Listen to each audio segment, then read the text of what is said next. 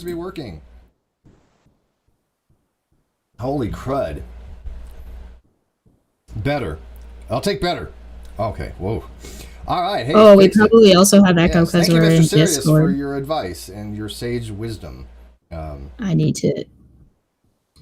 All right, so let's kind of dive back into it. I guess we'll kind of, start from scratch here.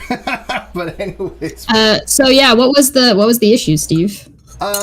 You know what? I think it might have been in the advanced settings for putting the monitor to the speakers, or as Mr. Sirius said, changing the things during doesn't have any effect. You've got to restart it. So I think that's probably the case. So anyways, we did figure it out. Welcome everybody.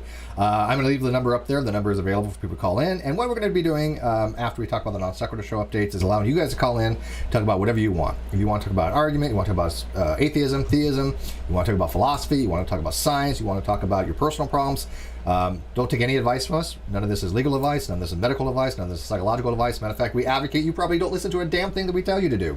But we're going to give you our opinion on things. And we're going to judge it. That's as simple as that. Sound good? We're here to judge. We're here to judge, yes. Yes. It's not this God that judges. I feel so tired already. Oh, this can be mentally draining with some of the calls that I imagine, right? Apparently I'm a little bit too loud and you need to be a little louder. I can actually fix this. Watch this. Now that I've got that working, so. Can you? Yes. Do we believe in the Steve? I should be a little bit louder now. Did we do it? Testing, yeah, I'm perfect now. All right, so we're going to dive into the non-sequitur update first because a lot of you guys have been asking about that. That came through about a half hour ago. Well, it's been about 45 minutes now. We do have a court order. We have a court order for a civil contempt charge. The criminal will probably be either adjudicated during the civil or there'll be a separate order. I'm not quite sure. But right now, the civil is the big thing because the criminal's only 30 days anyways. He's probably in jail a lot longer in the civil because the civil can extend up to 90 days and 120 days if it's renewed, and then up to a year, and then it can be renewed after that. So it's basically indefinite for if we keep trying to push the issue. As Treaty Feline pointed out, one of the things that it has said in the document itself was that actually, you want to read it? You want to read what she said? Oh, if I can find it, yeah. You're talking about what she said in chat, right? Yeah. I don't know if she is a boy or a girl. My brain automatically goes to she for the word. What? Yeah, but that doesn't mean anything. That's true. If you come on my channel, everyone knows that your gender is automatically. Didn't you know? That's okay. I just sent it to you what it says if you want to read that. Oh, okay. Oh, there it is. Okay. Got it. 26. The court notes that, quote, its only means of compelling compliance of a person found in civil contempt is imprisonment as long as the civil contempt continues. Red Valve 2019 NCBC Lexus 57 at 79, citing NCGS paragraph 5A-21B. As such, Mr. Curtis should be prepared to be placed in the custody of the Sheriff of Guilford County should the court make an appropriate finding of civil contempt. Now, let me ask you guys, what's the odds of that? Pretty well 99.99999%. Yeah. So, I just got a letter or an email from my attorney, basically, restating everything that just happened in the court order. They do want to adjudicate the civil first, it appears. The criminal, he'll probably get a counselor, a court-appointed counselor. It is a criminal matter. So that is a separate thing to be adjudicated. So if he cannot get his own attorney for that, then he has to get a court-ordered appointed attorney. That's the way I'm reading it. Steve, can you pin a comment that has the number at the top of the comment thing? Yeah. You want me Live chat? What do you want me to pin? The call-in stuff. The call-in info to get in here to chat with us. Yep. We already have Mr. Sirius in here. He came in here and saved our butts. By our butts, I mean Steve's butt. I'm putting that in there. Yeah, there he is. I have a little bit of an update from last week. A little bit of a non-controversial update from last week. Whoa, what is it? What's up? I actually I've spoke to a few people about this, and I've come to the conclusion that when it comes to conversations about things that can lead to high emotional states from people, that maybe the best solution is to just not talk about it. Just say, hey, I got an opinion on it. If you want it, I'll give it to you, but I'm not going to talk about it because I can't have this conversation with people. It's not like, it's not practical because it leads to such highly charged conversations that I'll never get anywhere with anybody when it comes to it. Well, I mean, it depends. Each individual each individual has to determine that, right? If you don't think it's worth having the discussion because it leads to aggravation and people get upset, that's perfectly fine and reasonable. Now, you know me, I don't care about those things. I piss people off daily. It's just I don't know. I think it's my hair, but whatever it is. I don't even have an abrasive personality. People call me and they talk to me civilly. I'm more than civil to them. I love having dialogue. I love people pointing out when I have an error. I fix my stuff. But there are some positions that are very controversial. They're very contentious, and they will eventually lead to people probably having emotional and visceral reactions. You have to be prepared for that. And if you're not, that's fine. That's no, I'm not going to judge you as being, incapable of having these discussions merely because you don't want to have somebody be upset and deal with those ramifications. Well, it's not that I'm unwilling to deal with people who are upset. I mean, that's fine. It's just that I don't like if things get really irrational, and I don't want, let's just say that it's like whenever I try to call somebody out for saying something irrational, they get insulted, and then I don't want it to turn into that. But that seems like it's always what it ends up turning into. Well, you're calling somebody to be irrational, right? And let's say that they are. They're not going to take that very well, right? Because they're not rational people. They're not going to go, hey, maybe I did have an irrational thought, because they're not rational. Right. So, right. But every time somebody gets like in a heightened emotional state, like that is that's something that can happen. It's something that is a common thing that can happen. So it's like, I want to avoid that. I don't blame you for that, Chesh. What do you think? So, yeah, part of this has to do with how good are you at having a conversation, period. So, depending on how good you are at reading people or reading a conversation and how good the other person is at also doing that, it will change sort of the level of conversation that you're having. So I've been kind of working on a thing about this for a little while now. I haven't quite gotten it sussed out yet, but I'll give you kind of my rough version. So it's liable to change. But basically, when people say that you think they're playing chess, but they're playing 3D chess or 4D chess with how advanced their moves are, it's ridiculous. What people basically mean by that is that you've got somebody who is able to recognize and sort of drive the conversation in whatever direction they want the conversation to go in. And so, depending on the only way to get good at this is essentially practicing, by either having the conversation or by watching other people have the conversation and being able to understand what's going on. So it takes a lot of, I guess, perception and insight to be able to do it. And then depending on how good both people are at each thing. So if you've got somebody who's really good talking to somebody who's garbage at it, this person will come out on top no matter what the conversation is. This person will always look better than this person because this person is not thinking ahead in whatever they're saying. They're saying whatever they think sounds good at the time without realizing they might be contradicting themselves down the line. Whereas this person is not only considering what they're saying, but they're considering what the other person is saying and how what the other person might be led to, how that person is going to respond based on how they say or how they word whatever it is they're saying. So what it sounds like you're telling me is that you want to be able to have these conversations, but if they get if the conversation gets emotional because it's a heated topic, you don't know how to diffuse that high level emotion. Kind of. I don't want to insult anybody, but I feel like I'm too dumb not to. That's fair. That's fair. It kind of like depends on what you need to be able to understand yourself to be able to do that. So you have to know what's going to upset you and what you can and can't handle. And so once you have a better understanding of what you can deal with and what you can't deal with, and can control how you react or respond during those conversations, the game changes. The game changes immediately as soon as you can do those things. If you can like sort of separate yourself from the conversation a little bit, I guess.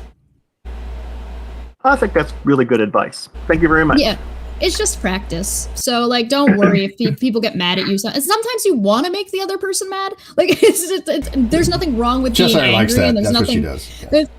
there's nothing wrong with being angry, and there's nothing wrong with being upset, or you haven't necessarily done anything wrong because somebody got mad. You can't base your responses solely on somebody's emotional state, because you're dealing with people that are very emotional many times. You're dealing with people that can be very irrational, and at that point, the onus is on them to have a rational and emotional discussion with you if they're highly contentious issues. And I'm not trying to say that people shouldn't get upset. I'm not trying to say that people shouldn't have emotional and visceral reactions, but how they deal with it, especially if they're having dialogue on the topic. If they're talking about a very contentious issue, getting upset is not going to really make your argument, right? I got one more thing before we switch callers, though, Sure. because I think that Mr. Sirius also makes a really good point in that there are some conversations that you're not welcome in. And you need to be able to recognize when and where those conversations are as quickly as possible, preferably before you enter them.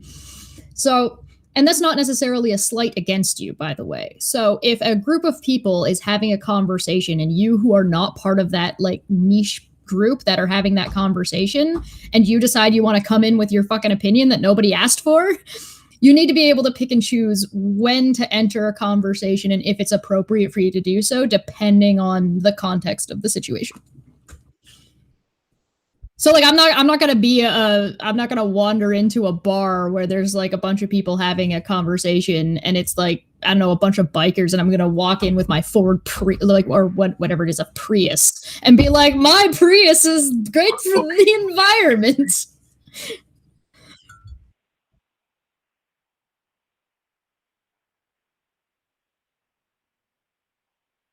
Yes, it does. Also, Chesh, have you ever been in a debate, though?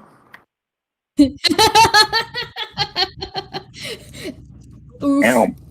I've been defeated. All right, I'll let you guys get to the next caller. I'll talk to you guys later. Thanks so much. God damn it. Bye, Mr. Sirius. Yeah, it's a nice. I was muted there for a second. She's never been in a debate, so I can't really associate with Cheshire, I guess.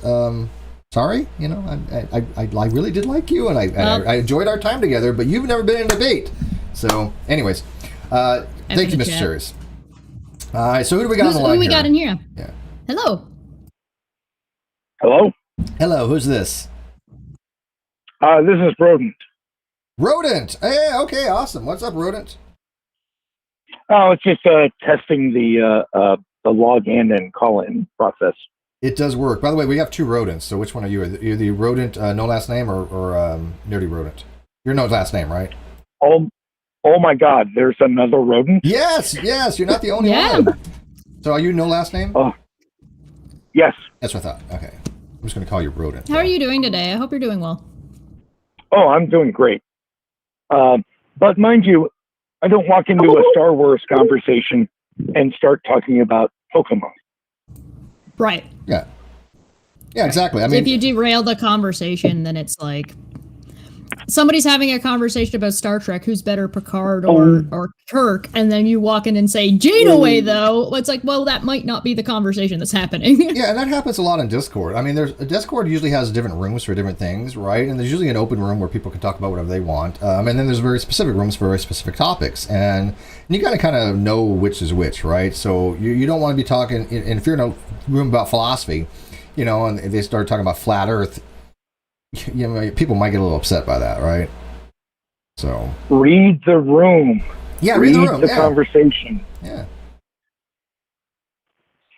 I think exactly right. Like I said, time, place, and manner for things. I mean, we all want to be able to talk about certain things, and I go on a Discord to kind of test arguments and things of that nature. I see if anybody wants to in time Oh. live discuss these things, right? Because it's a lot different having a live discussion than a written discussion. Would you agree? Yes. Oh yeah. Yeah. Yeah, Absolutely. totally. Yeah, so I try to get a mix, right? I want to be able to say, look, written, this is the person's arguments. How am I going to assail that? These are the live responses I'm getting. How am I going to assail that? How am I going to show up my arguments? But you got to be able to read the room. And now, look, I'm going to be first to admit, when it comes to Discord, which I'm not a fan of, I've probably made that mistake before. I've gone into rooms and talked about things which probably were in the wrong room for. I'll take the hit. But I think maybe Everybody we all does have. that. Yeah, Everybody does that. You say But the it's- wrong thing to but the it's wrong person at okay. the wrong time. But it's okay to duck into the alley and have a fight club. Sure. Also that, yes. There's some absolutely. great brawling rooms.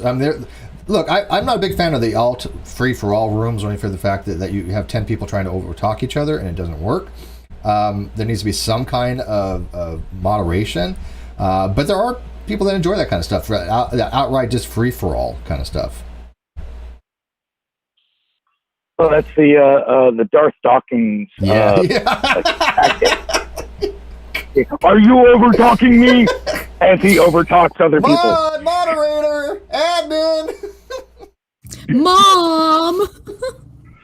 Inkboy for 5 said the only logical conclusion is to ban Chesh from the great debate community now. I mean, she doesn't qualify for Thank it. you. See, E-Boy knows he's got it right. You don't meet the necessary and sufficient conditions for the great debate community, My evil plan of sneaking in without having ever done anything is Will has you do been a debate with somebody exposed. just so you can say yes? I'm just checking because I don't want to interrupt anybody. I'm in the call, right? Yes, you are on the Hello, call. yeah, we hear you. Yes. Hello. Give me about Okay. 1 minute, and Feel free to jump in. we got 2 more people in the call. We'll get to you next, and we have a private caller as well. So, Quickly, I'll duck out after this. Chesh, if you didn't know, because you don't have a Y chromosome, you're obviously not part of the debate community. that's...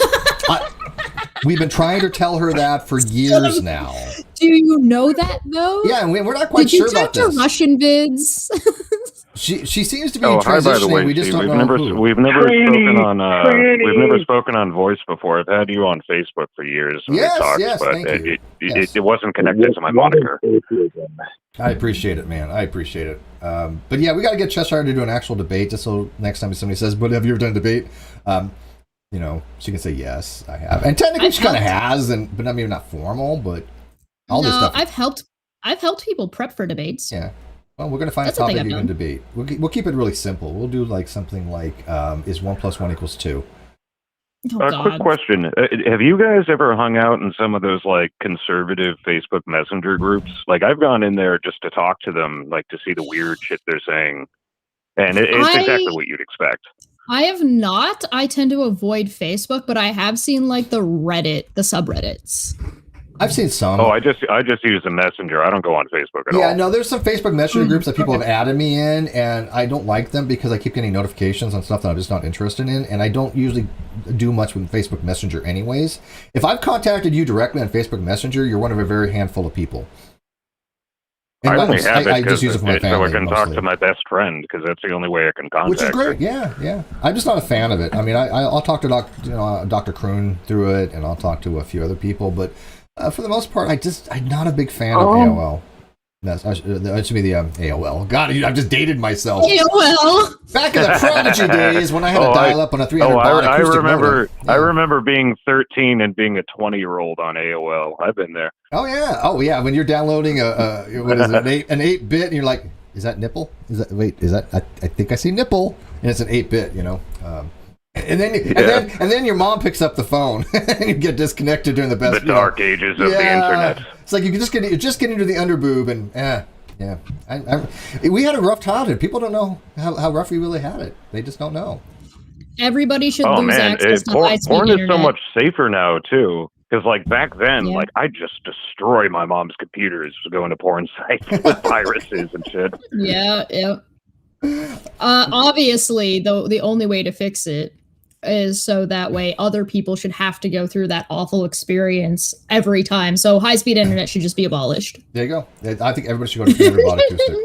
But anyways, thank you, Rodent. We appreciate it for your call, man.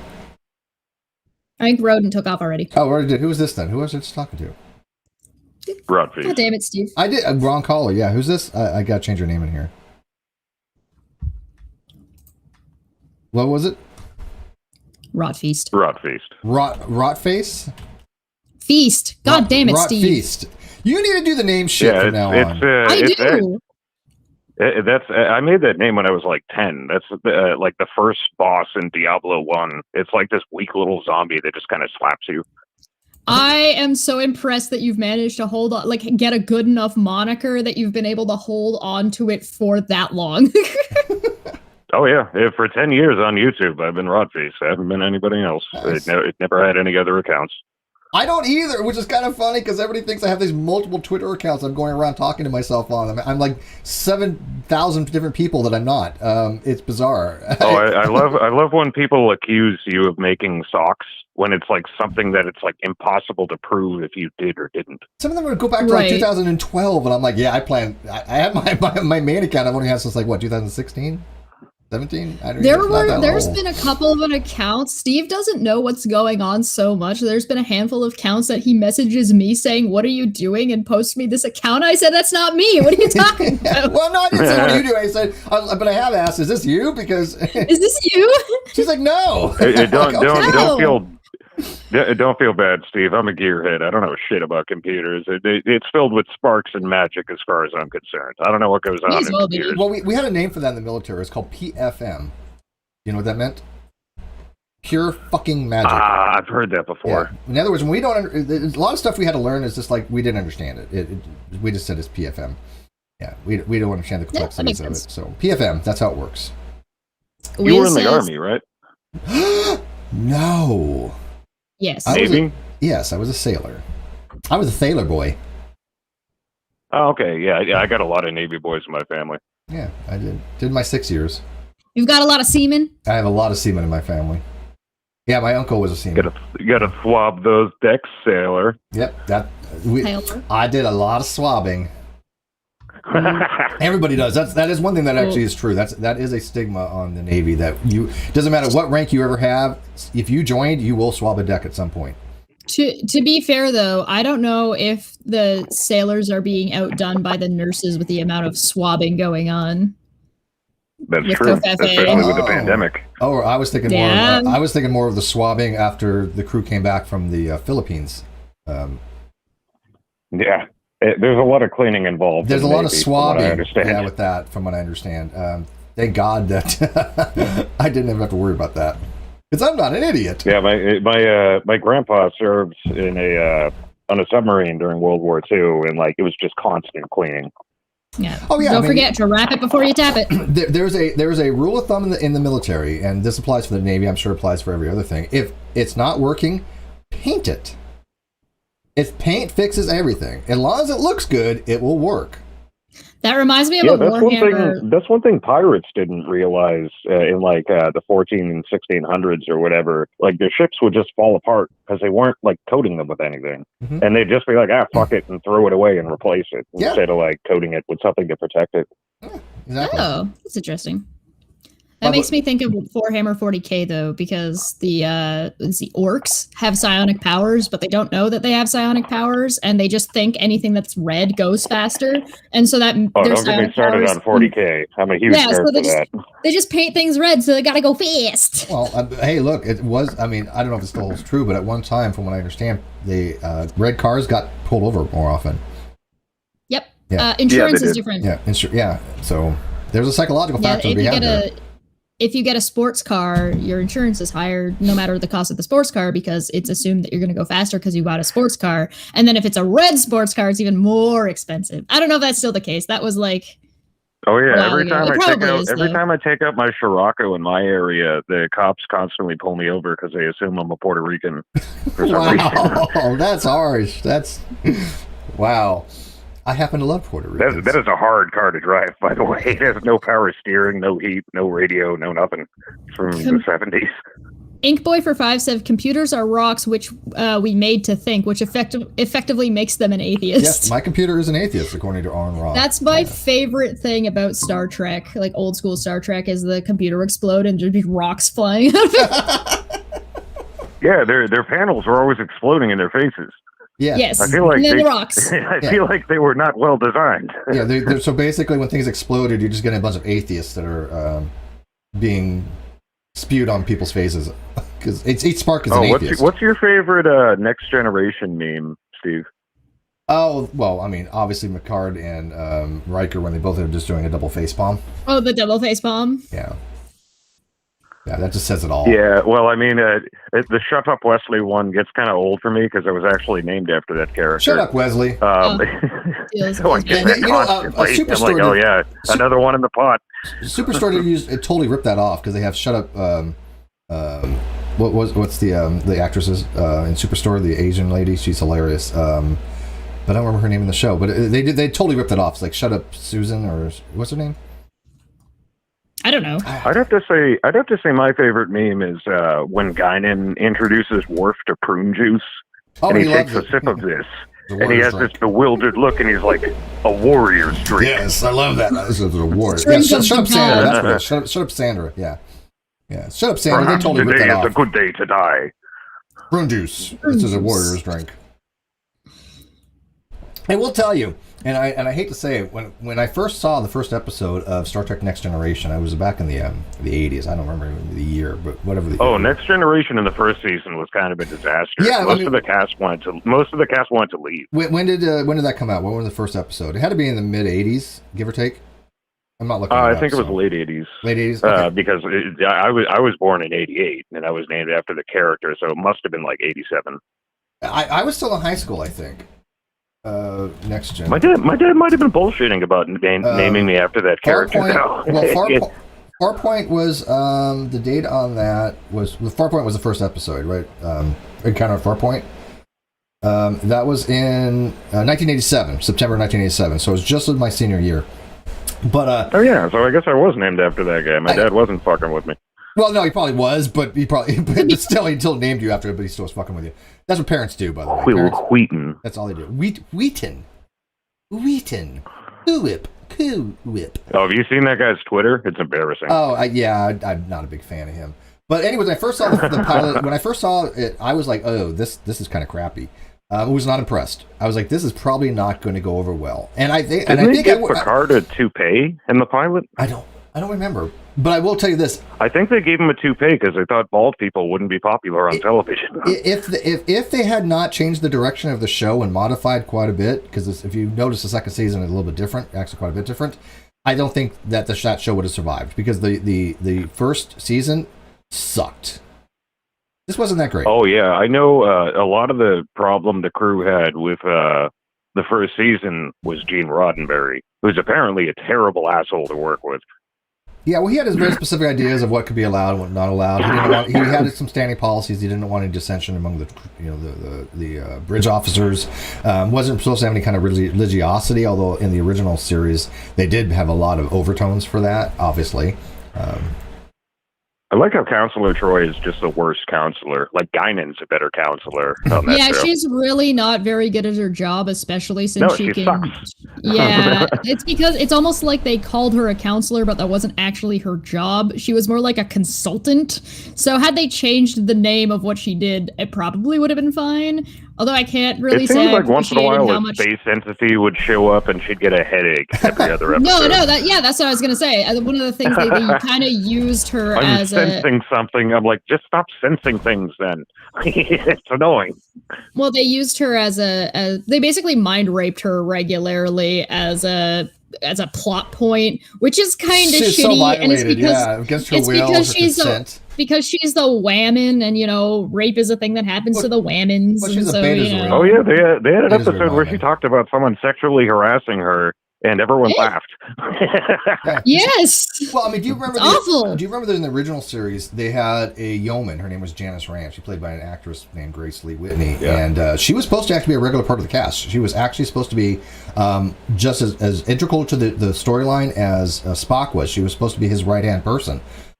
It just didn't. I don't remember the reason why she left the show, but it didn't pan out that way. But I think Counselor Troy, because the original thing they had, Counselor Troy, it was Dr. Plasky, right? She didn't last very long, like one season. And then they had Beverly Crusher, and then that's how they brought in. I liked Beverly Crusher. I like Beverly Crusher too. Beverly was a great character. I just don't like She's, her she's, son. she's the dancing doctor.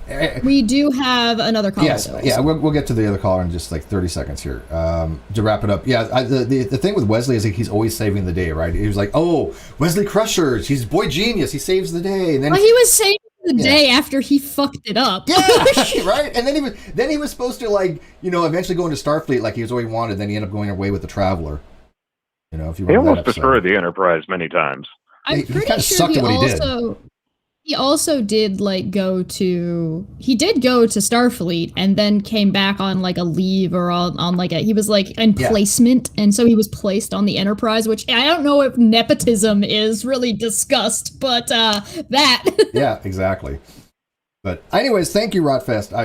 I appreciate your phone call, man. We're gonna get this next caller in here. Hey, And, thanks for calling Yeah, in. That happy was to great. call in. awesome. All right, next caller. Who do we got? Hi, it's Al. How you guys doing? Al, Oh, hey, how you doing? How you doing? Al Rubin? Yeah, Yeah. I was gonna put an Al. What up, buddy? How you? it's How are you? an adequate We pronunciation. know a lot of people, don't we, I'm man? okay. We know a lot of people. Yeah, I woke up today, made some coffee, fell asleep, so now my coffee's all stale. Oh No. Yeah. No, I got my fresh Wasn't coffee. Wesley? Did Gene Roddenberry said that like Wesley is his? He basically said that Wesley is supposed to be like him put into the show like a Gary Stu type character, where like He's the insert. He's the self-insert. no matter what he does wrong, it's like he'll always win. Or Yeah. He always bounces back. He always no matter how many times he screws up, he'll save the day, and everybody will go, Wesley It Crusher's, can't- Wesley Crusher is not a worse Mary Sue than Batman. Batman is currently the worst Mary Sue in existence. When you can dodge the anti-life equation beam from Darkseid by rolling out of the way, you are an insufferable Mary Sue. I mean, get out of here. The entire I haven't seen which one? Yeah, BVS or Batman versus Superman in such a long time, but when the initial fight happens, he's so incompetent. He has like all these tools that anyone with like simple competency could kill Superman with, and he just does nothing. Like there's like this acoustic wave that he paralyzes him with. He has like a javelin that can stab him. He's got like freaking kryptonite gas, which like completely immobilizes him. And it's like, what are you doing? You're the greatest detective, and you like, oh my, it's just those movies. Listen, there's I'll never nothing watch them again. There is nothing that upset. I haven't even watched the Justice League movie yet, and I think I'm going to refuse to watch it because I cannot accept that Batman is taller than Superman. I can't accept it. Well, do you accept that Batman beats Superman most of the time? No. Although he has no special power. No. He's got money. I mean, granted, the money only way to beat Superman money at it. Well, he's got kryptonite, right? And so anybody can beat Superman with Yeah. kryptonite. But I mean, Batman's nothing. His powers are nothing compared to Superman's. Yeah. He doesn't gets have a any hold of that powers. kryptonite, like Lex Luthor has it, and then like basically gives it to Batman, and it's like that's just the whole plot of that movie is just bad. It's so bad. I don't mind that there are times where Batman deals with Superman because it makes sense. They're a foil to each other. It makes sense that they should be on a relatively equal playing field, but not when you A, first met him, or B, like you're not prepared. Batman's all about being prepared. So it makes sense when you get the series where who is it? Savage steals Batman's plans for immobilizing any member of the Justice League, and then he tweaks the plans to make them lethal, and dealing with Superman is one of them, and Wonder Woman, and then Batman gets kicked out of the Justice League, but he's known them for a long time and has been around for a long time and has had time to prepare these things, so that makes sense. But like, I've just met this god person, and I'm There's always like a reverse Deus Ex Machina that like wrecks whatever Batman's trying to do. Sometimes it's like, that's bullcrap. He's an insufferable Mary Sue. Yeah. Especially like at the end of the one I'm talking about is the Batman gets like one of them, he gets flung forward or backwards in time, and he's speeding up every time he jumps forward in time, and he's basically loses all of his memories and he's a new person. Yeah. So he gets like The This sounds plan is horrible. that when he reaches the plan is that when he reaches the present day, he's going so fast through time that it basically just explodes. And so the Justice God. League is trying to chase him through time and keep up with him, and he doesn't have any of his memories, and he's only got one utility belt. And so figures out I who was he imagining is. when you're describing that, I'm like, does he just end up thinking he is like literally Batman? Because that is a thing. Yeah, that's a thing that happens. So what happens is he's gone, and during the time that he's gone, Nightwing is Batman. And so, well, this is around Tim Drake Robin. So he figures out what's going on, figures out the plan, and comes up with a plan to stop it by figuring out a way to launch himself too far. So he never hits the present until he goes to the future, where the technology is enough for him to undo the damage that was done, and then goes back into. But going back to the present kills him, and Superman's like holding his body, crying like, "Oh, with all my godlike powers," and Wonder Woman's like, "Eh," and then Tim Drake walks into the room with a bat cowl, and he's just like, "It's okay, tell him his city needs him," and throws the cowl at him and leaves. And the next scene is Batman sitting on a tower in Gotham, and it's like, are you fucking kidding me? Well, wait, Superman in one of the movies saved Lois Lane by going around the world and spinning it backwards, going backwards in time, kind of thing. Not sure how that worked. Was dumb. Oh, not to wreck anything from Batman versus Superman, but guess who saved Lois Lane? Batman? Not Superman. Not Superman. Not She's Superman. like incredibly fast. No, Batman, you got this. And it's like, what? Okay, listen, I'm okay with like dumb, silly Golden Age stuff. I don't mind when dumb, silly Golden Age stuff happens. I'm not. The only thing that really bothered me about that comic book series of Batman jumping through time were two things. One is one of the covers shows like Blackbeard Captain Batman the Pirate, and that never happens. It's only the cover, and I got really mad. I was like, this is false advertising. And then the second one is that he's dead. Oh my god, Batman is dead. It's okay. Tell him his city needs him, and he's fine. And it's like, okay, no, he can't. Well, this is bullshit. Mind over matter, man. He knows the city needs him, therefore he just. That's all he needs. Can't know if he's dead. Well, I don't. We don't know. We've never been dead. We don't know what it's like. He heard them from the great beyond. He just came back. I mean. Apparently, the Batman is he's such an idea. Now, if they did something like that, if they stopped him from being a human and he's now just like he now just exists as an entity, that would be kind of interesting, and have that switch over. That could be an interesting storyline, but that's not what they were doing. It was just Mary Sue bullshit. Let me ask you, what do you think? Do you think that the reason why Batman and Superman don't get along is that, and this is, again, I'm going to go by 3.5 rules. I don't know how 5 is, but do you think that it's because that Superman's lawful good and Batman's lawful chaotic good? They hate each other because of that? There's an argument to be made that Batman isn't good at all. I think he's chaotic. I think he's chaotic good. I've seen arguments that he's chaotic evil. I guess it depends on the iteration, because the Man of Steel Batman is like definitely chaotic good, like destroys like an incredible amount of things that could have people in them.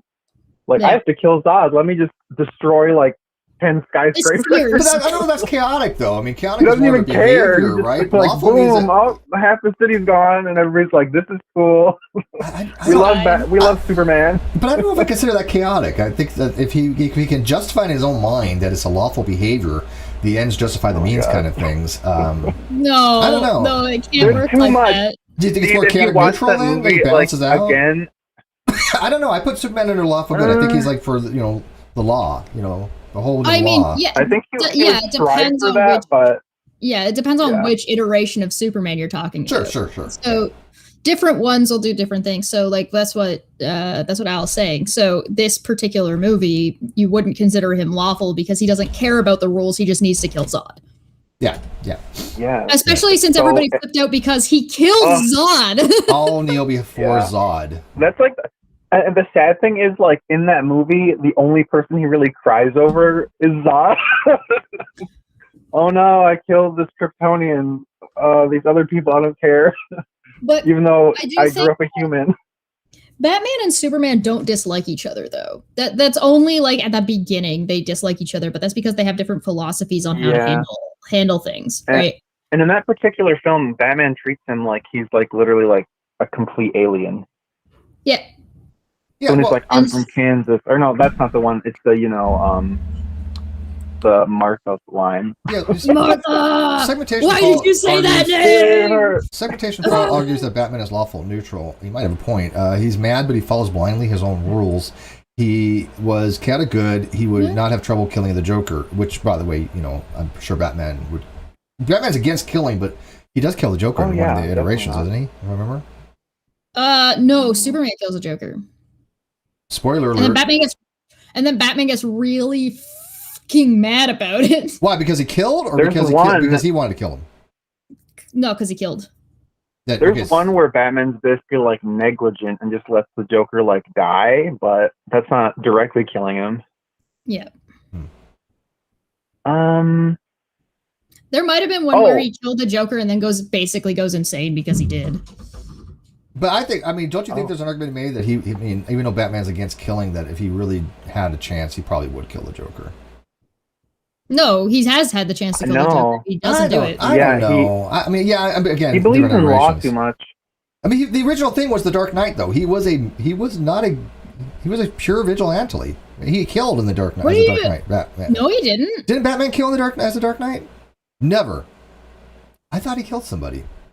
The only time he really goes into killing is the what's it called? The one in the not including. Okay, I'm not talking about All-Star Batman and Robin, which is Frank Miller, and that's like after Frank Miller's kind of maybe lost it a little bit. Ignore that because that is not. I'm pretty sure it even became non-canon, and that's the All-Star Batman and Robin. So that's just crazy. In Batman Returns, he kills a man by shoving a bomb down the guy's pants. In the comics, he throws a guy into a vat of acid. He knocks a man into a sword in Detective Comics. No. I'm reading this right now.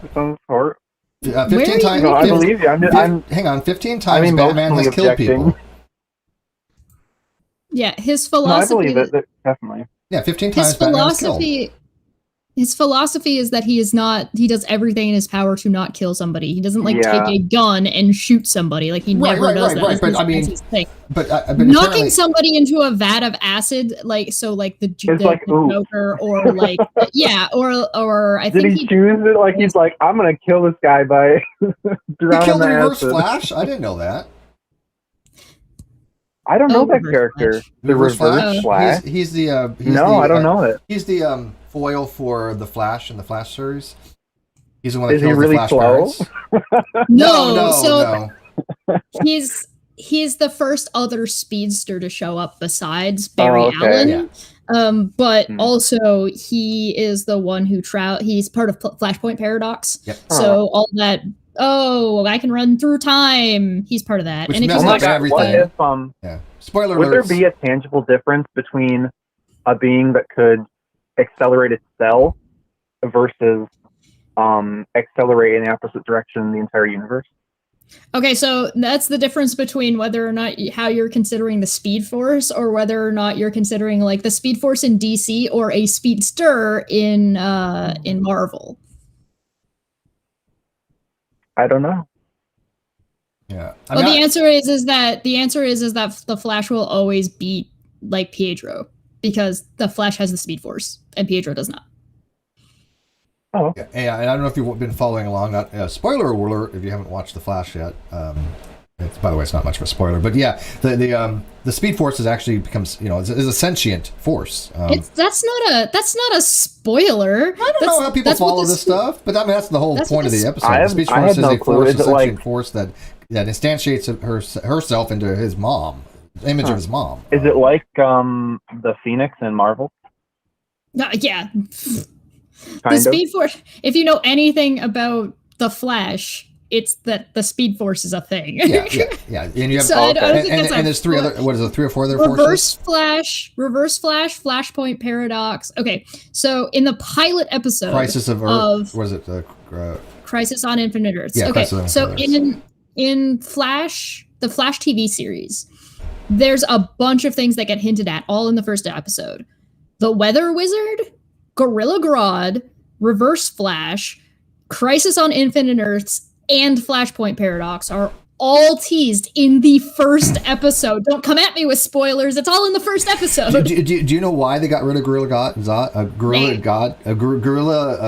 Grodd? Yeah, do you know why they got rid of Grodd? No. I found this out. They got rid of Grodd only because he was too expensive for the CGI to make.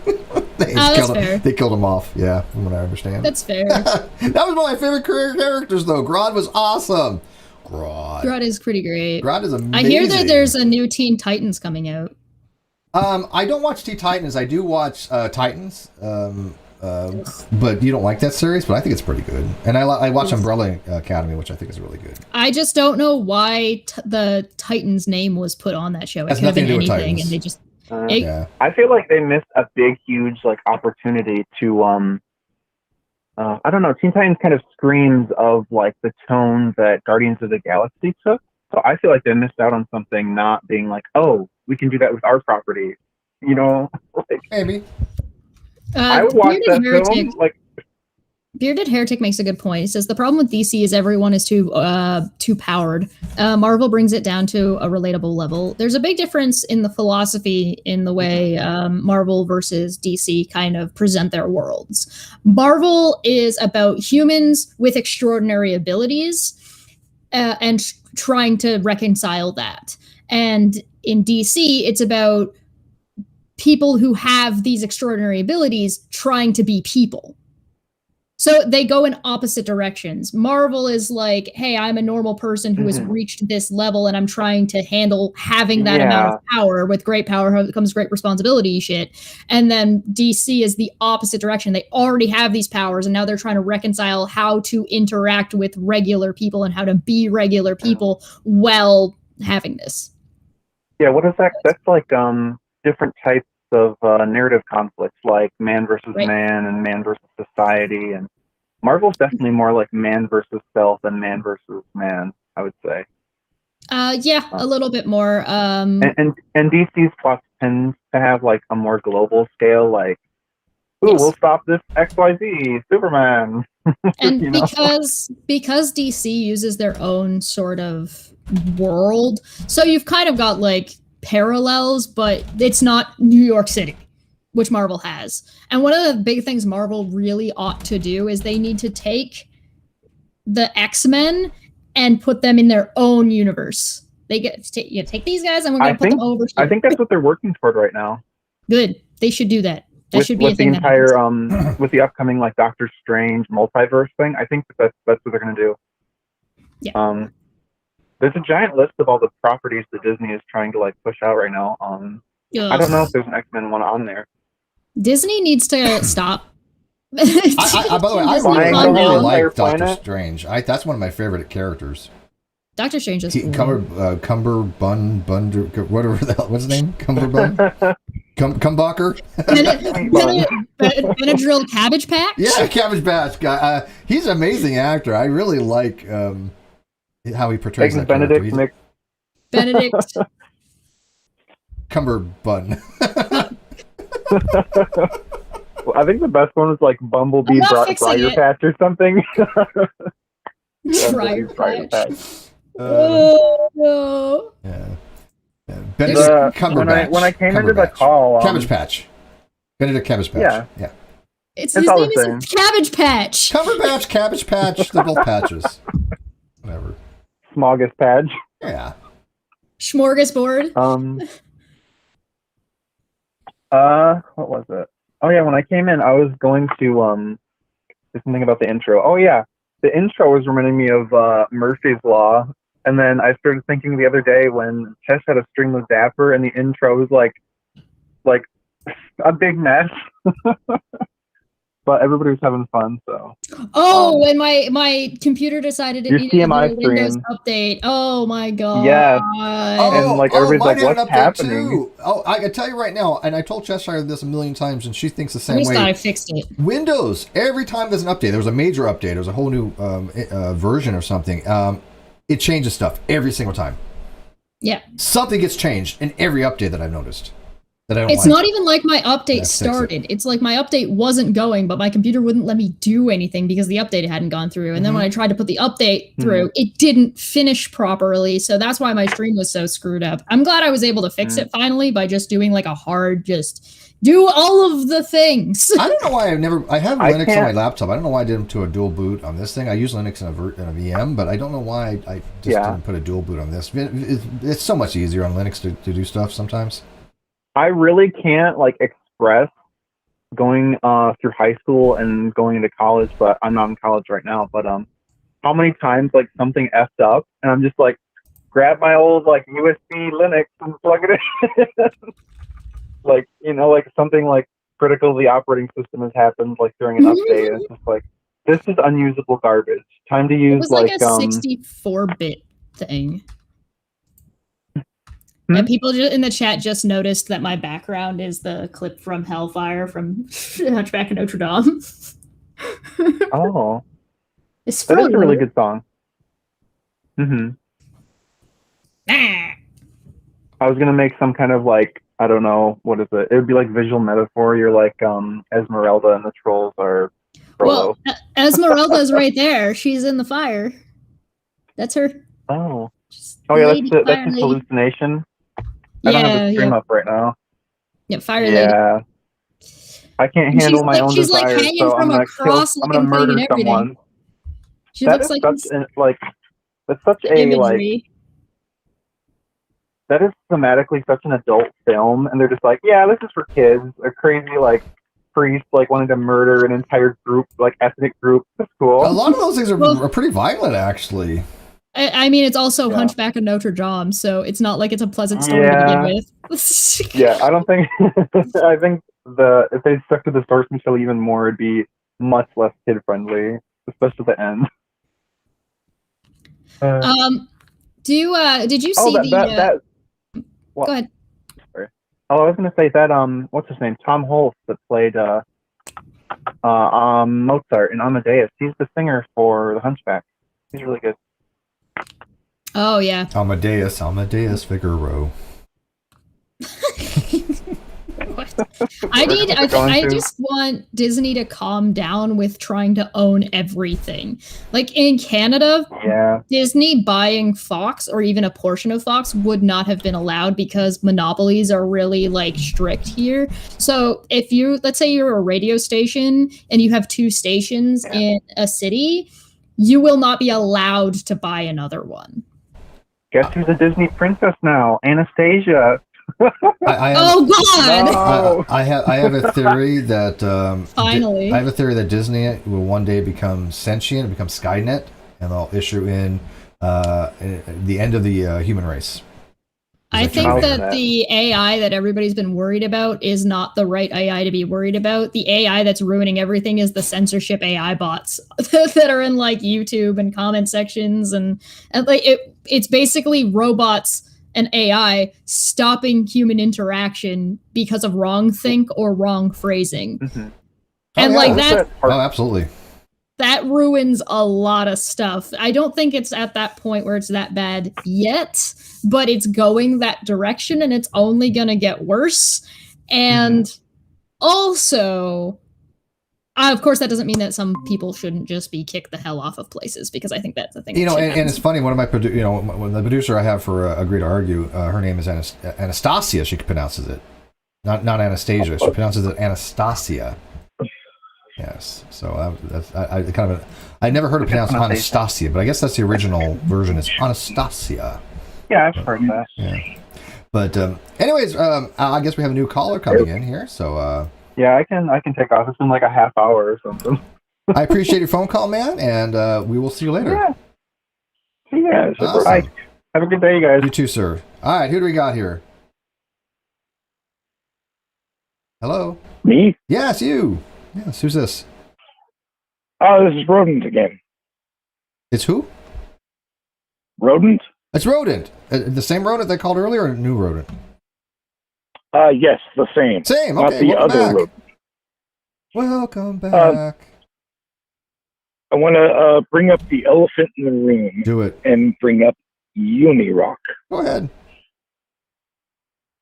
I want to know, should we as a community use the same criteria of it, quote unquote, investigation to his fundraisers and his financials? Well, here's my view on that. I don't care. I don't care about him. I don't talk to him, obviously, because he's one of the most despicable people I've ever met in my entire life. But I don't think anybody needs to really, do the same things that he does to other people. I don't think that it solves anything. I think he's just somebody that people should ignore as much as possible, but keep reminding people what he's done. I mean, because what he does is he goes into different communities. He'll try to spin some things to get people at each other's throats, which he successfully does. I mean, he's very good at what he does. Then once that happens, he moves on to some other thing. He moves on to some other thing that he can make content for his channel. And by the way, I know he does this because this is what he's done to me and other people, and this is what he said. He has told Golden Unicorn and me directly that that's what he does. He doesn't care about the truth. He cares about people just making content so he can respond to it. But yeah. Steve, should we not hold up a mirror? Well, I mean, if people want to, just not my thing. I mean, my advice to them is do what you want to do. I don't think it'll do any people good, because you got to remember, the people that follow Uni, they don't care about the truth. Veridicality makes no importance to them. They put no weight in the value of honesty or ethics. They just want to be entertained. So it doesn't really matter, because you have to look at the audience you're going for. What if you show that he has some kind of dishonest fundraiser or something like that? What good is it going to do? Who cares? I mean, because anybody that follows him now, they don't care about any of that. The ones that don't already know that he's dishonest, right? Yeah, they're just watching Maury Povich, Yes, Maury Povich. It's George what was his name? The Mouth. Remember George Wally George? It's that kind of stuff, right? I mean, it's pure entertainment. Again, I don't know any of his followers, because I know a lot of them have left after they realized that he lied about everything. Matter of fact, look what he got wrong about the Non-Sequitur Showcase. Look how he supported Kyle and said, "Oh, Kyle's telling me the truth. Kyle wouldn't lie about anything." Find out Kyle lied about everything. He knew about this. He didn't care whether Kyle lied or not. That wasn't his intent. His intent was to get audience watching, and it wasn't to disseminate the truth. He knew Kyle was lying. Of course he did. I mean, anybody with 2 brain cells knows Kyle was lying. It didn't take that much cognitive effort to recognize somebody was completely lying to the court and lying to people. So he didn't care about the truth. He just wanted to try to put up a front of entertainment. Correct. Yeah. Sorry, who are we talking to? Some dude named Unirock. Some guy. Oh, who are we talking to? No, that's who we're talking about. Oh, we're talking to Rodent. Yeah. He called earlier. He's back. Just you're back. Bag. Welcome back. So the question is what do we do? Is that the Go ahead and ask it again, because I think she was AFK. Yeah, I was. I'm sorry. That's a bit about the discussion of should we have a response in the same vein or ignore? It kind of depends. I think we're at a good ignore point, just because he is just repeating the same thing over and over again. So there's not really much to go off of. I did one video, and it was, I think people thought I was going to do a big debunk, and I was going to go through Uni's claims and break down point A, point B, point C. I didn't. I just made fun of him for 2 hours. If you're talking, what it was that holding up a mirror. It was, oh, you mean it doesn't make sense, the way what I'm saying doesn't make any sense to jump to any of these conclusions? Oh, you mean these are just random claims that are completely nonsense and don't matter? Oh, weird, funny thing that. And so I think that anybody who takes Unirock seriously is doing it wrong.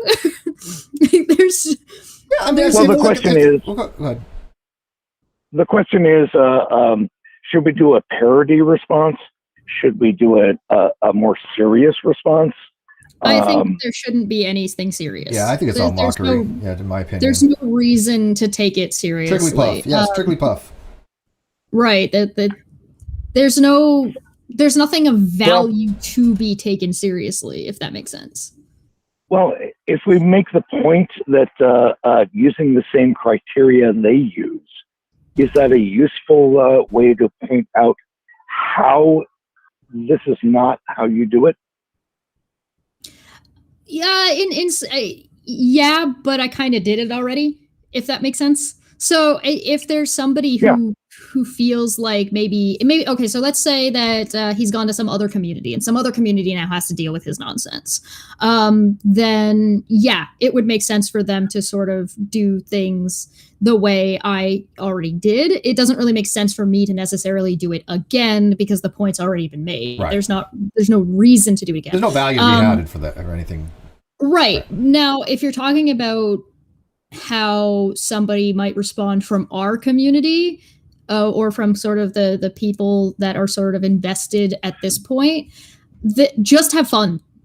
Don't take it seriously. Don't get into like unnecessary tiffs. There's no point in like, you're not going to gain anything. His whole point is to get you to talk so that way he has more stuff to talk about because he's got nothing otherwise. So if the creators sort of stop dealing with him at all, he loses, like we saw that happen. He loses all steam. There's nothing for him to talk about and he just spirals in circles by himself, which is just kind of funny.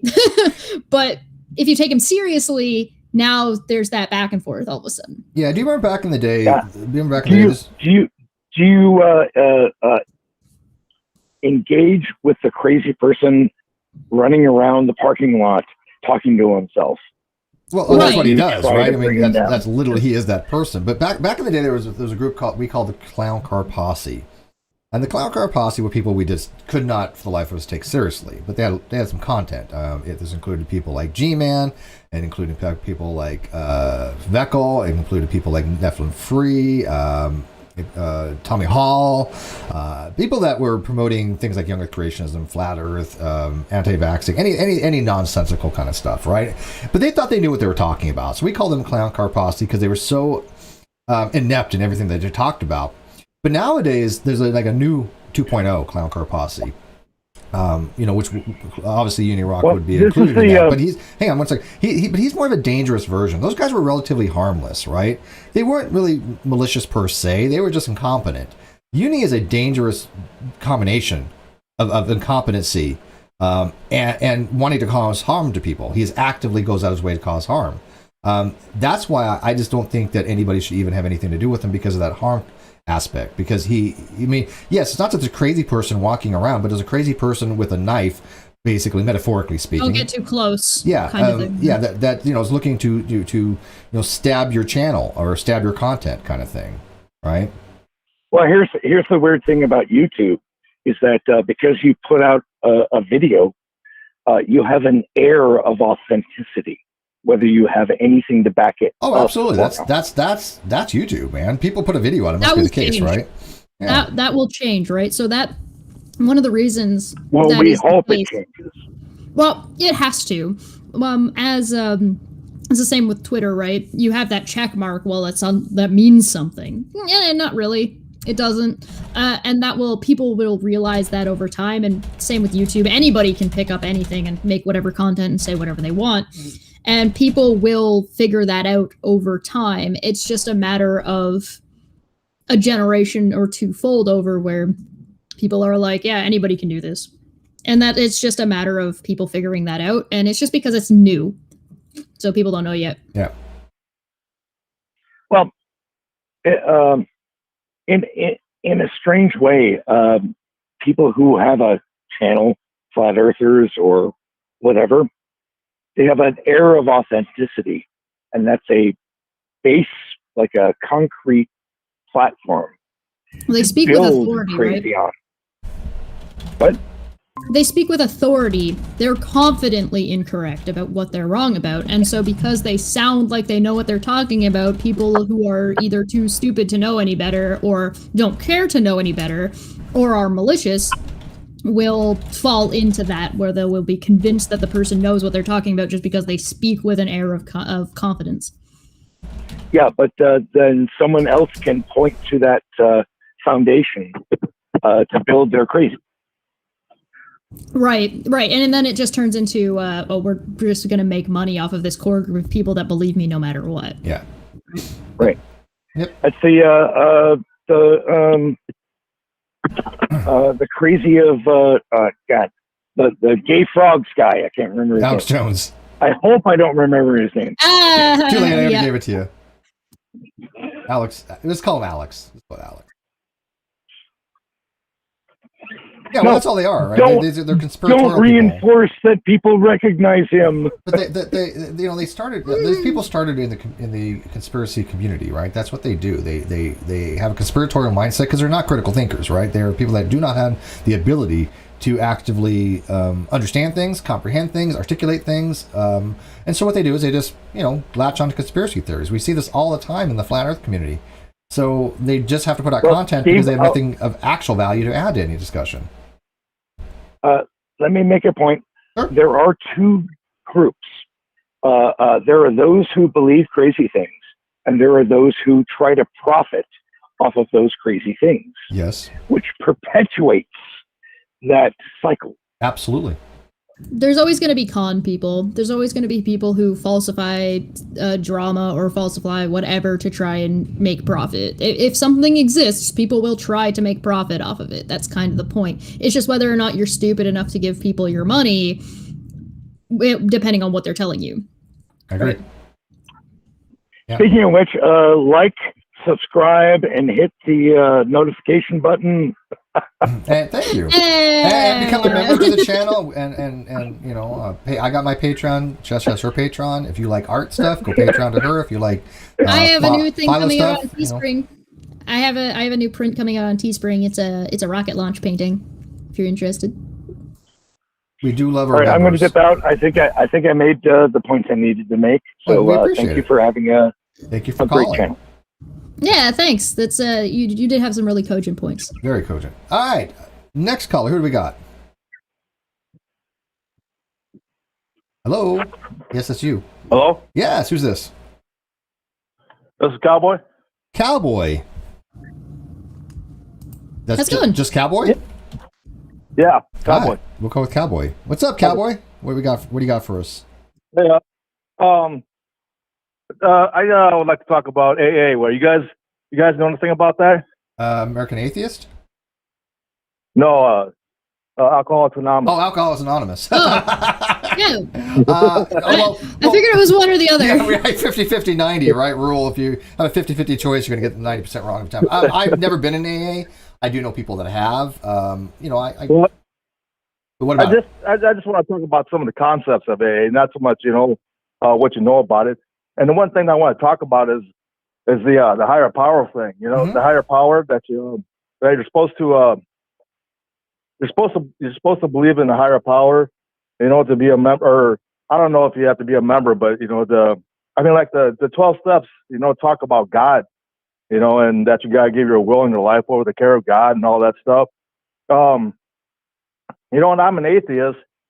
And I don't know how I can go to these meetings, and I have to go to them, and be a part of that community. That's I don't know. It's kind of a conflict, because they start the meeting out with the Serenity Prayer, which I don't say, and then but at the end of the meeting they end it with the Lord's Prayer, and I walk out at that point. So it just presents a problem, and I don't know how to reconcile that. It's just that I don't know. Well, the way I understand it, and again, I'm by the way, I'm not arguing against you here at all. I do see issues with the way they do their system, and especially because a lot of it's court mandated. And if you have separation of church and state and a secular society, I don't see how I don't see how they can court mandate you to go to a specific organization that is very entrenched with religiosity. However, the way they get about that, the way they say it is not that you don't have to believe in God or even a intentional being or agent.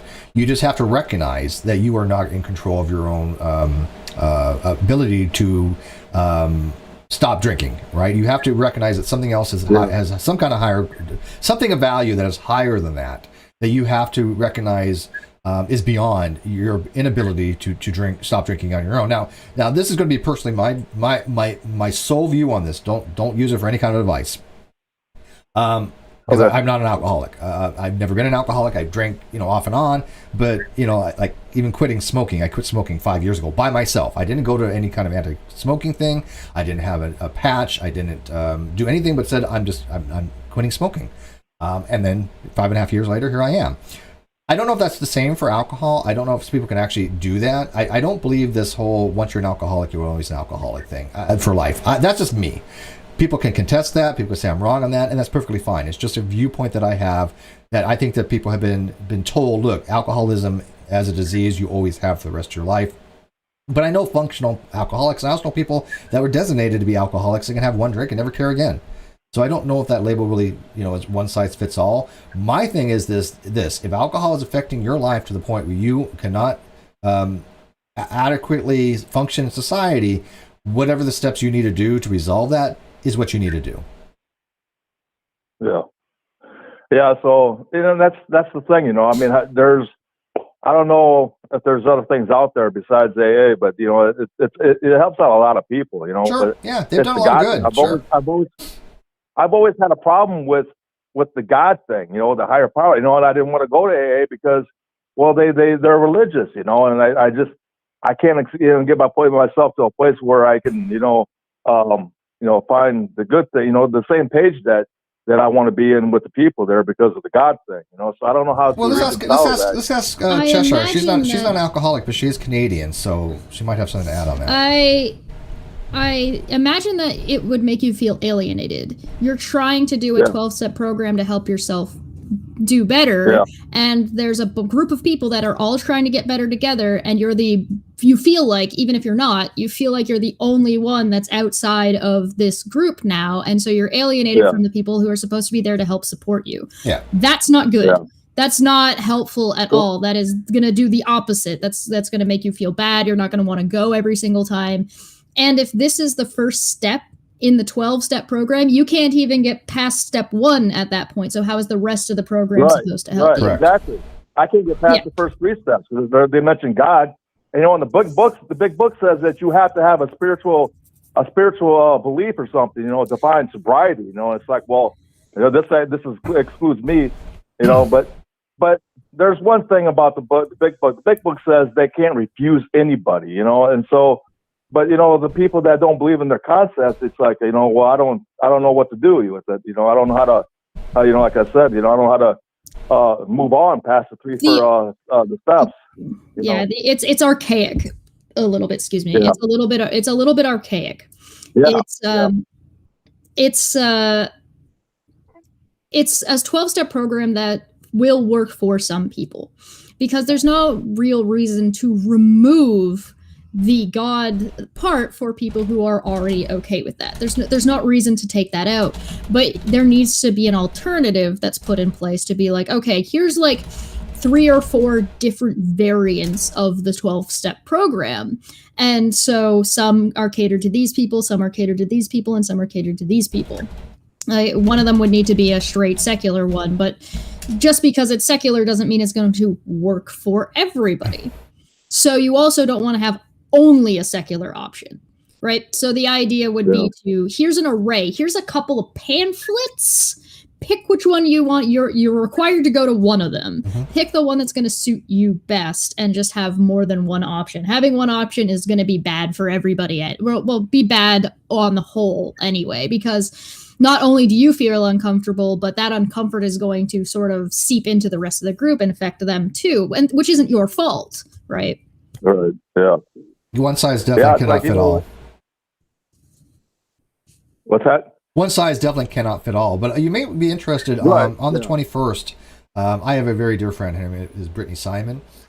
She has a pretty substantial size YouTube channel, around 67,000, if I remember correctly. I'm going to be on her channel on the 21st of this month, so in a couple days now, this Wednesday, and we're going to be talking about spirituality and spiritual from a non-believer point of view, because she's a non-believer. She is considers herself spiritual. I have my own views on spirituality. I am perfectly fine with atheists being spiritual. I don't see there's an incongruence there at all. Now, a lot of people do have a lot of people treat synonymously spirituality with religiosity, and they're not quite the same thing. Religiosity is a lot more external, a lot more dealing with actions and communion with people and societal things and tradition and rules a lot of the time. Yes, and I think spirituality is much more internalized. And so I'm going to be having that exact discussion with Brittany. If you're interested on Wednesday, I'll be putting the link on my social media and stuff, media. But yeah, I mean, your thing is this though. Again, find something you just has to hold for that higher power. It could be anything that you think. Find a book that look. Again, I'm not giving you advice as somebody who is an alcoholic, because I'm not, nor have I have any experience in this field. But it would seem to me if you have a higher power, if a book that you want to bring, right? Something bring dark, origin of species or something, right? That you think is something that you can hold on to, right? Yeah. That you can say, look, because of this, because of evolutionary processes, my body to process alcohol has done this, therefore I should not drink. What I mean, again, my advice may or not be good. I'm not trying to discriminate. Part of AA is designed around removing, saying that, listen, you need to accept that you can't do this on your own and you need help. And so the way they go about doing that is by bringing in another power. But you don't have to accept that to help yourself. Sometimes finding power within yourself and your own sort of self-reliance is better for some people. For other people, sometimes it's a matter of, instead of giving yourself over to a higher power, recognize that you can't do things by yourself and rely on the group that you're already in. So it kind of helps, it kind of lets you rely on the people around you in a more positive manner rather than feeling alienated by those people. Yeah. So you recognize them not as a higher power, but as a resource that can take the place of that. Yeah.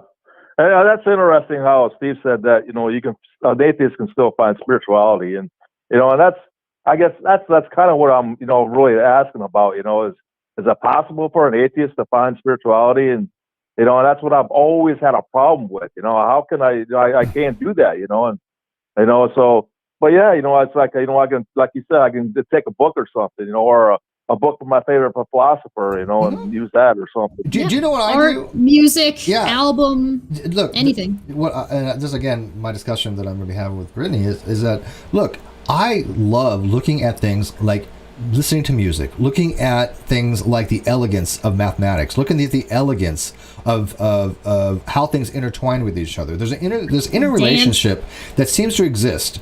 The complexity of music is amazing. It is fundamentally based upon mathematics and physics and science and all this other stuff. And so I think that there's a spiritual thing, because that is an emotional feeling that you're having within yourself, right? There's a oneness to be had. Matter of fact, the original meaning, the original form of spirituality was to become in tune with God. That was the original thing, right? It was to become one with God, or at least, of the divine, of some nature.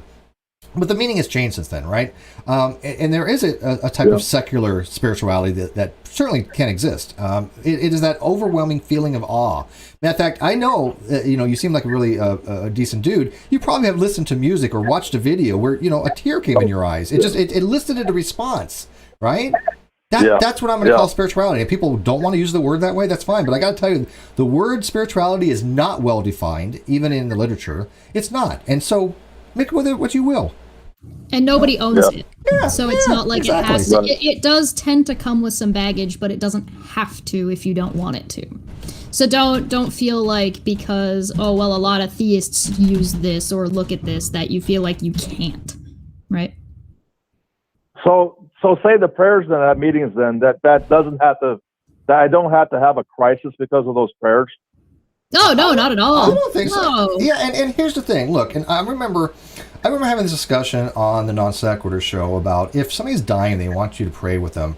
Should you, as an atheist, right? And, my philosophy was, why not, man? I mean, I remember it was Godless Engineer, being the prick that I think that he is, was like, no, I'm not going to pray with a dying person. I'm like, then, you're just not even a decent person at that point, right? If it's a person dying and they want you to pray for them, pray.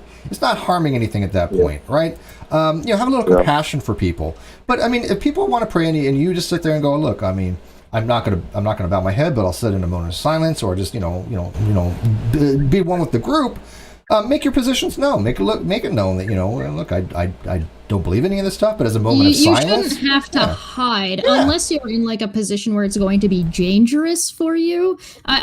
You don't there's not What really is much of a Alcohol reason. Anonymous? I don't know how much you need to tell them and stuff. So I guess I've never been to a meeting. So Right, exactly. So, but you don't, just because they're sitting and praying doesn't, you can just sit in kind of communion with the group. You can sit and kind of maybe take the time to reflect on what somebody had said in the group that you appreciated or didn't appreciate, and maybe consider like why you feel that way about that thing, and sort of use it as sort of a short meditation time instead of and being actively praying. yeah, can I ask though, if you don't mind, how long you've been going to meetings? Is that okay? I've been going on and off for probably about 10 years now. 10 years, okay. And have you been sober for 10 years? If you, again, don't mind me asking. I don't know. No, well, I've been sober. I've been sober for 11 years, actually, since 08, and then I relapsed again in 2019. And I've been going to AA here recently, and try to get back on the wagon again. Well, I got to tell you, people that have addictions and overcome them, I have the utmost respect and admiration and awe for even.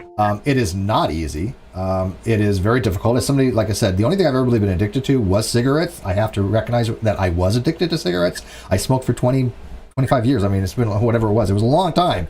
There's an addiction there, right? Nicotine is an addicting drug. Let's all cards on the table. I had an addiction to cigarettes. I liked my cigarettes in the morning. I liked my cigarettes after sex. I like my cigarettes during having a drink, watching a movie, walking around. Steve is making me want to smoke. I really want a cigarette right now. Thank you. 5.5 years and now I'm jonesing. Thank you for that. No, but here's the thing: the people that overcome these addictions, it requires a amazing amount of self motivation, self fortitude.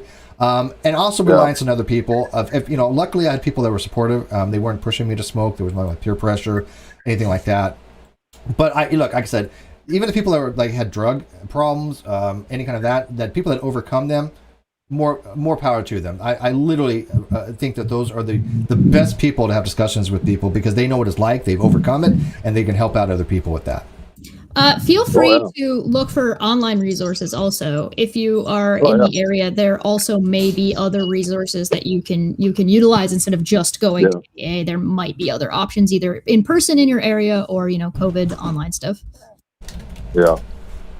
All right. Well, I'm glad I called about this because, because I needed a perspective from another atheist or agnostic, about this, and so I got that. And I appreciate you guys giving the feedback. And thank you for differentiating and getting our proper theological labels. Thank you for that. No, we appreciate it. Feel free to call us back with an update with how you're doing, because that'd be great. It's good to know how it goes for you. I will. We have another caller right here. Thank you so much. Have a good day. I do want to say this before we get her on. Somebody had messaged me. Imagine going to prison because you wanted an audience to hear about how much you would like cinnamon toast crunch. That was funny. That's just straight up savage. Yes, I think Cheshire might be able to meme that somehow. But anyways, hi caller. Hello everybody. How Good are morning. you? Oh, I'm good. We miss you. We love you. Oh, yeah. I'm talking about mental health thing. So that was a very interesting perspective from Cowboy, and I can add to that conversation with programs not giving people choices about, or not, what do you say, customizing the programs depending on what kind of belief or non-belief system you have. Customizing is a good word, yeah. Yeah, so what we do here when we conduct programs on mental wellness and stuff. So we do have a concept of spirituality because it's part of the Maori culture here in New Zealand. Mm-hmm. So you cannot ignore that because that's the culture of the natives. So most of the mental well-being programs are catered like that. But when we do conduct them, we do give an alternative. Like we say, it does like. If there's a pillar of spirituality involved in a program, you can replace it with a set of principles that you use to conduct your life. Basic stuff like be good to others, don't steal. They can be as basic as those. So they don't necessarily have to be spiritual. They can be your basic, don't be like Jason, something like that. It's kind of like, I think so it's time now that these programs that have been going on for so long, they now start catering to people with beliefs from other walks of life, and even people who don't have any beliefs in regards to higher power or even spirituality. It's I still get judged sometimes when I tell people that you can have a spiritual, then that pillar that we are talking about, that's very important for your mental wellness. You can cater to your spirituality for that. I am catering to my life principles. I get judged by the people I'm trying to help and conduct the program with, but it's changing. Hopefully here in New Zealand, at least. Do you find that you get judged a lot more by the non-believers and the theists? I talk to a lot of people, you know that, and I do know some atheists that really feel like the other atheists are judging them if they even say anything like spiritual. If they do anything that doesn't conform to their herd mentality, you're just as bad as the theist. I mean, it makes no sense to me. Absolutely It's words like faith, belief, spiritual, any they eschew kind those of words, though, right? I mean, they don't want to have anything to do with those words. That kind of terminology is like almost taboo, and it's kind of a strange. It's kind of supernatural. Even sometimes will be kind of like a almost like a trigger word. Yeah, I was listening to Steve when he was saying that, okay, he's maybe an atheist or an agnostic, depending on what direction you're going. But if a friend is on the deathbed and they want to pray with you, obviously you're going to pray with you. And that same question was someone asked me when they are religious. I'm not, and I was expressing that, and they were like, okay, so someone close to you is dying and they want to pray with you, and they ask you the question that, do you think I'll go to heaven? What you're going to say? I'm like, obviously I'm going to comfort them, depending on what religious beliefs they have. That's another thing, right? And now I'm replacing my spirituality with my basic principles. I'm not going to be an asshole to someone who's dying, right? So I think so there's that distinction you have to make as a human being, that you just can't be an asshole just because you don't believe in stuff. That's fine, you don't have to, but that doesn't give you a license to start being an asshole to everybody around you who believes in higher power or believes in different concepts of spirituality. So in a crux, I'll get off this call ASAP because no, it's okay. We don't. Lines are open. We don't have anybody else right now, so. Nah, I have to go. My work. Gotcha. I have to start work. We're also about at the 2 hour mark. That's true. We are working on that. So I'll leave everyone with this. If there's a program where this spirituality thing comes up, or belief in a higher power, you can ask them if, instead of catering to prayer and higher power and stuff, if you can cater to your basic principles in life, as basic as I'm not going to be an asshole to people around me.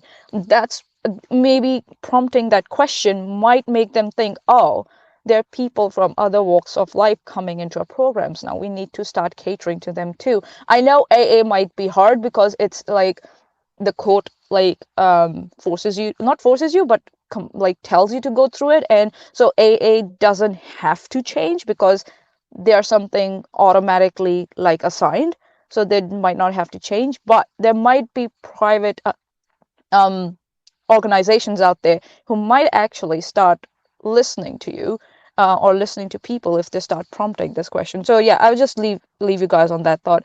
I have to go. All right. Well, thank you. Thank you for having me. I agree with you. Thank you for having me on such short notice. Absolutely. Cheers, guys. Cheers. Yep. Free to Play says something really funny in the chat that says, what if the person who wants you to pray on their deathbed was an asshole your whole life? Why are you the one there at their deathbed then? Yeah. If you honestly hate somebody that much and they hate you and they're on their deathbed and they're like, walk away. Pray for me. I pray that you suffer. Yeah, exactly. What? Yeah. if you want to do that, who am I to judge? The thing is, as a general rule of thumb, it's not so much not to be an asshole. People, everybody could be an asshole every now and then, and it's not even in a bad way. People are shitty fucking people, and some people could be assholes to them because they're shitty fucking people. My rule of thumb is this: just don't be a shitty person. There's nothing wrong being an asshole sometimes because people do deserve being treated that way. I'm sorry, there's a lot of shitty people, but my philosophy is just don't be a shitty person. And you won't have to worry about it, right? The difference is between there's being malicious and trying to cause harm, and being being snarky. These are not the same things. They're definitely there's a tier list of being an asshole and how much toxic to toxic people, wholesome to wholesome people. If you're a wholesome person, people should be wholesome towards you. If you're a toxic shithead, you should expect people to treat you like you're a toxic shithead. Yeah, and that is the expectation for some of them because they rely on that, right? I mean, there are YouTubers that rely on the expectation of people going to be treating them poorly, and then they play the victim mentality, right? They play the victim card. Yeah. That's how they function. Yeah.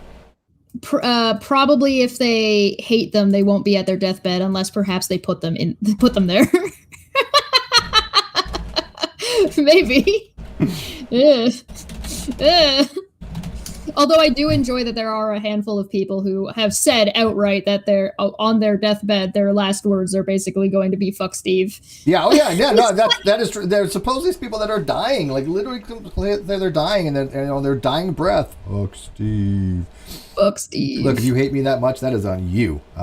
Curse his name with your dying breath. Yeah. That's a you issue. That's not a me issue. Okay. But. Yeah, we are going to be wrapping it up. Like I said, I'm going to just throw out there, if you guys want to watch Brittany Simon's channel on the 21st, I'll put all the links on my social media. So if you're not following me on Twitter or Facebook, then what's wrong with you? But we all love Brittany. She is an amazing human. She's one of my favorite people. She used to live not more than, 20 minutes from me. I will be visiting with her in person on the summer. But I love my discussions with her. And so if you want to check that out on the 24th, Cheshire, myself, and some ugly dude from Florida. He goes by the name of Red Rhetoric, if I remember correctly. We're going to be having a discussion on the Creepy Reading channel, which is about 300,000 sub-channel. We're going to be talking about Non-Sequitur Show, the story, the chronology. The 24th is this Saturday, by the way. It is this Saturday. And we're going to be doing a whole lineage of the Non-Sequitur Show from start to finish, which is perfect timing, because now whether we have this new motion, or this new order, I guess it was, it works out well. Now, I think Chester and I had decided that maybe later on to do, I don't know if you want to do it tonight or today or this afternoon, to actually go through the order. But I don't know when you want to do that. I'm free whenever. You should probably see when Ruhif is available. Let me see what time it is for him right now. It should be like 5 in the morning. Well, we can announce that later, so we might talk about that a little bit more in depth than we did here today. But we have a court date now, so we'll be waiting on that.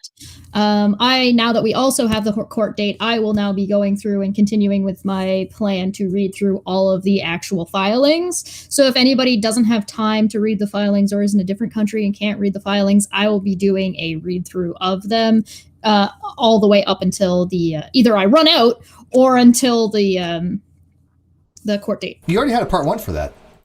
So yes, I did like a prologue prequel. Yeah, that was really good. Where I went. It's long, but it was a big breakdown of. Yeah, go to.